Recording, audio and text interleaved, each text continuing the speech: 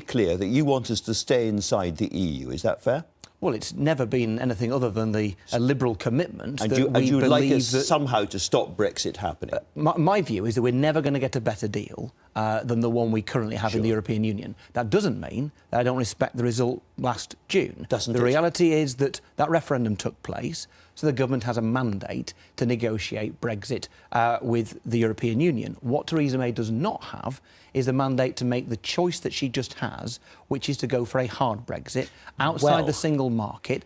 I'd argue that what she's done is she's assumed that the 52% meant what Nigel Farage means. I think that's a massive insult to the majority of people who voted to leave. I'm sorry to stop you on that, but again and again and again, in that chair, that very chair, there was Boris Johnson, Michael Gove, David Cameron, George Osborne, and I asked every single one of them, does coming out of the EU mean coming out of the single market? And every one of them said yes. So I take it that people understood that we were leaving the single market because it is so intertwined with the rest of the EU that being in one really means being in the other. But, I mean, you and I have both been sat on the sofa there with Nigel Farage, who's also argued for Britain being like Norway and like Switzerland. What are they? They are countries outside the EU and inside the single market. And if you really were arguing Britain's corner in Europe, then Theresa May would go in arguing for Britain to be in the single market. She's waved the white flag. That's why she's in a weak position with Donald Trump, because he can see that we are desperate.